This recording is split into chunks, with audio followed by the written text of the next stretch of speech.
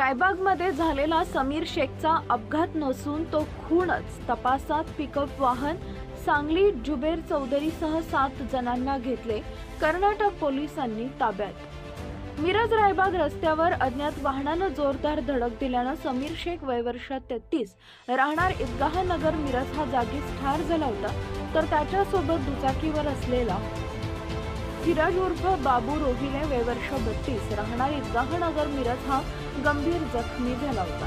हा अपघात नसून खून असल्याचं निष्पन्न झाल्यानं माजी नगरसेवक इब्राहिम चौधरी यांचा मुलगा जुबेर चौधरी यांच्यासह 7 जणांना पोलिसांनी ताब्यात घेतलं। समीर शेख हा माजी नगरसेवक इब्राहिम चौधरी यांच्या खुनातला मुख्य आरोपी असून 7 वर्ष तुरुंगवास काढून 1 महिन्यापूर्वी जामीनवर बाहेर आला होता।